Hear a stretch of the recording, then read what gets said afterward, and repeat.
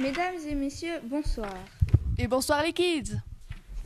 Au sommaire de notre journal ce soir, une rencontre avec des chasseurs qui ont pu apercevoir le fameux Dahu aujourd'hui. Puis nous parlerons du manque de sel probable cet hiver. Nous nous rendrons ensuite en Belgique pour rendre visite au docteur Grotchenberg qui vient de faire une découverte exceptionnelle. Puis un retour dans le passé pour comparer les classes d'hier et d'aujourd'hui. Pour finir, un petit mot sur le tout dernier film de Scampide Academy qui sortira peut-être dans les salles cette semaine, je suis pas encore trop sûre. Oui, sûrement un excellent film. Mais avant de développer ces titres, voici le bulletin météorologique avec Catherine Stabule.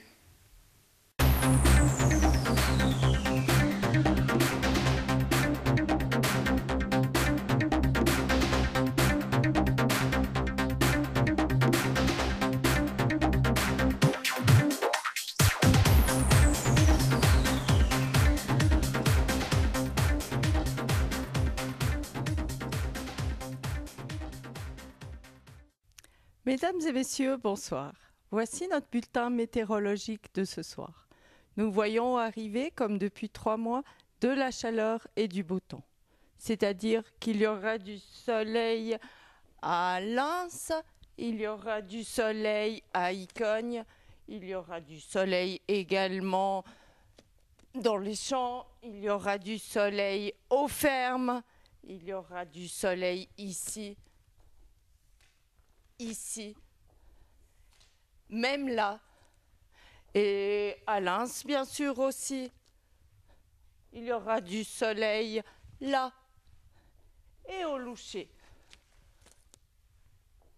Malheureusement, la sécheresse augmente gravement et les catastrophes naturelles inquiètent la population. Notre dernier espoir est présent sur notre plateau. Bonsoir, monsieur Tukitawa. Bonsoir. Il paraît donc que vous êtes un grand faiseur de pluie. Ah bon? Bon, de toute façon, ce soir, j'avais rien à faire, ma copine m'a largué. Mais bon, on n'est pas là pour parler de ma vie amoureuse. Alors, si j'ai bien compris ce qu'on m'a expliqué dans les coulisses, je dois faire une danse. Oui, c'est bien ça. Bon alors, levez-vous tous chez vous, comme ça, il y a plus de chances que ça marche.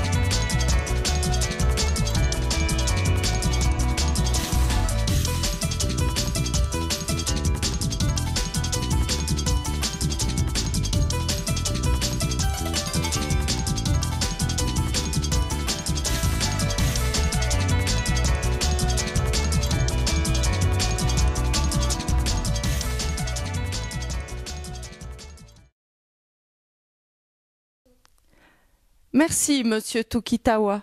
Pensez-vous que votre danse nous ramène la pluie? Moi, perso, j'y crois pas trop. Mais bon, on m'a payé pour faire cette stupide danse, donc je vais pas faire de commentaires. Eh bien, mesdames et messieurs, en espérant que la pluie nous revienne au plus vite, je vous souhaite à toutes et à tous une très bonne soirée. Tu sais qu'elle aurait pu chanter elle, Catherine, pour qu'il pleuve, parce que là, je sais pas si ça va vraiment marcher. Actualité. Aujourd'hui, 2 chasseurs ont pu apercevoir un Dahu. Reportage exclusif de notre journaliste Jeannette Crouchon. À toi, Jeannette.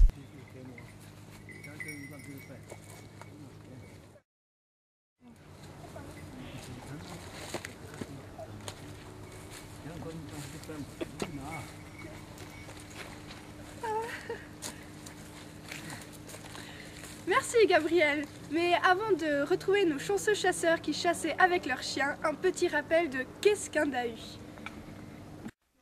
Le Dahu, un animal rare de nos paysages. Ce cousin du chamois est depuis toujours une énigme pour les scientifiques. Ces derniers, face à la rareté des apparitions de l'animal, trouvent plus probable l'hypothèse de la timidité du Dahu plutôt que de son extinction. Le Dahu se reconnaît facilement grâce à ses pattes plus courtes d'un côté que de l'autre.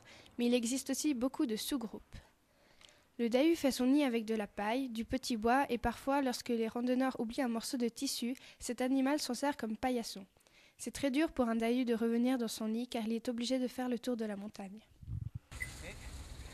Pas tirer là. Une vitesse, elle a une vitesse, c'est comme tu veux. Du 80 à l'heure dans les buissons. Ouais, du 80 à l'heure dans les buissons. Impossible de tirer. Voilà, on arrive. On a même passé une vilaine ce matin.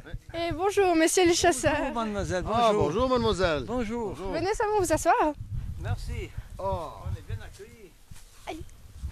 on fait toute cette marche volontiers. Alors viens, Bien, voilà. assieds-toi. Eh bien, on fait comme ceux de Charmignon. On dit on attaque la fate.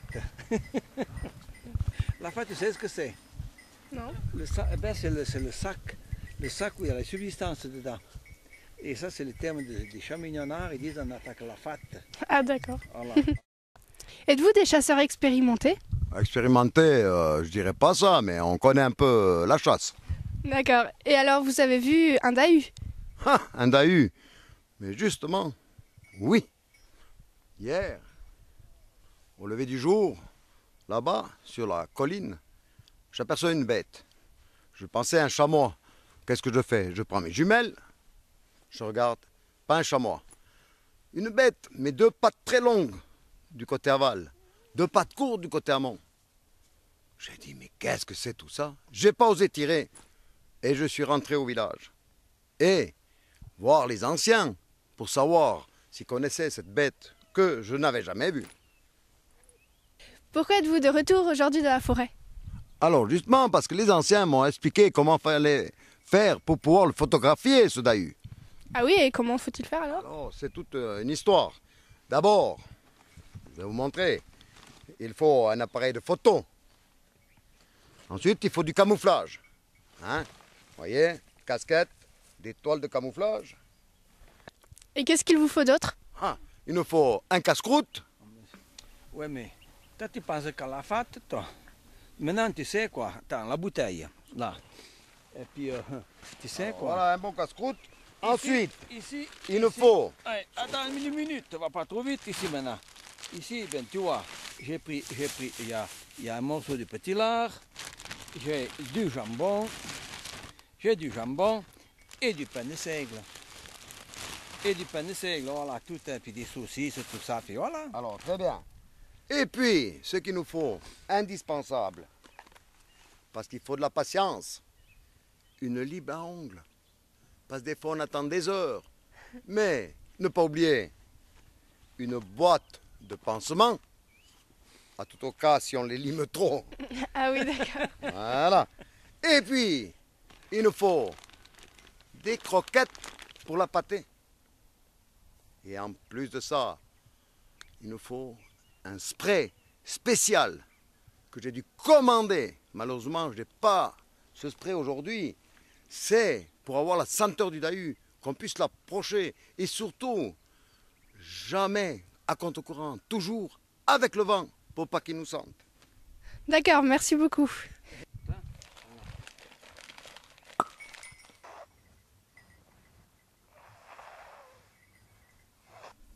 Mais alors, vous allez quand même essayer de l'attraper, non? Mais oui, bien sûr. Et comment vous allez faire alors? Eh bien voilà, c'est pour ça que j'ai dû prendre mon ami Pierre. Qu'est-ce qui va se passer? Quand on va l'apercevoir, moi, je vais sur la bête. Et quand j'arrive derrière lui, à 20-30 mètres, qu'est-ce que je fais?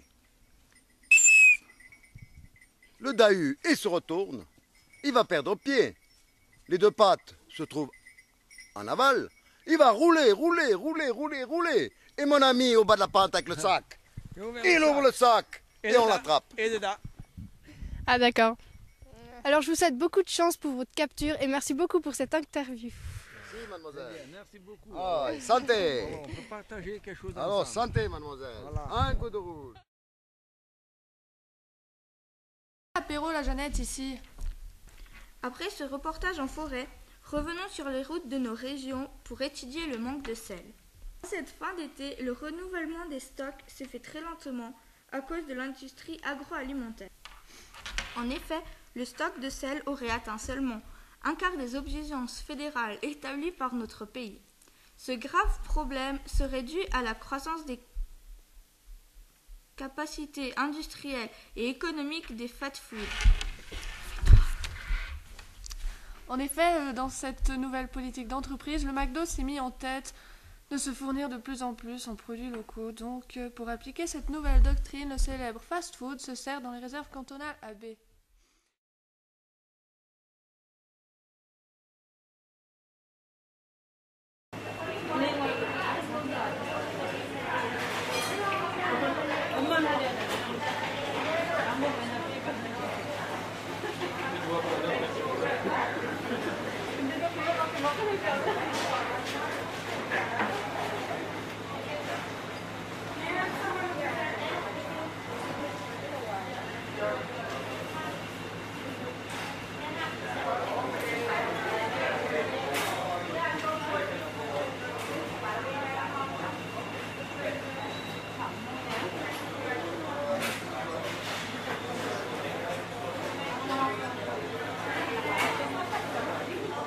Il faut savoir que la portion médium de 200 g de frites chez McDo contient une certaine quantité de sel qui, selon eux, reste tout à fait raisonnable.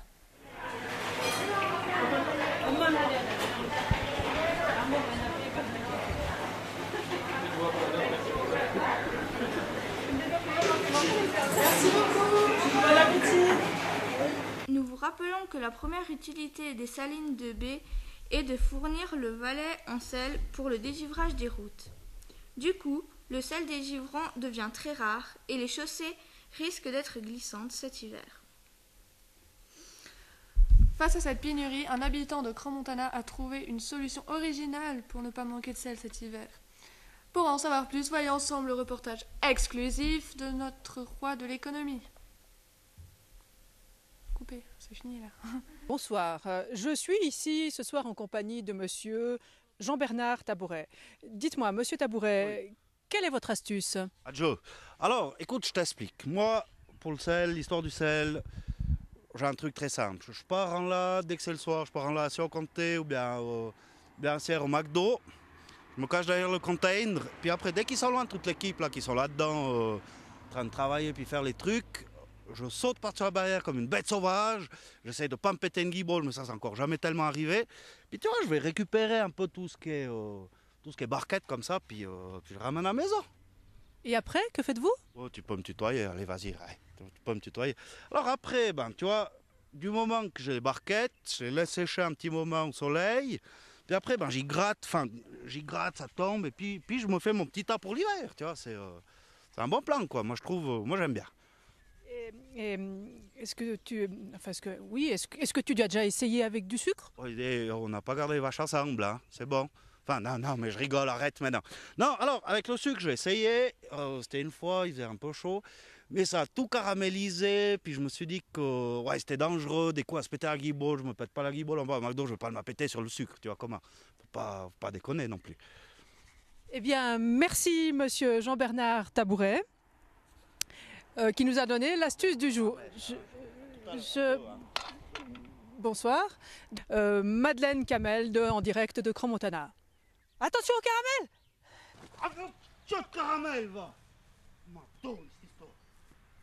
Ah, mais quel beau reportage!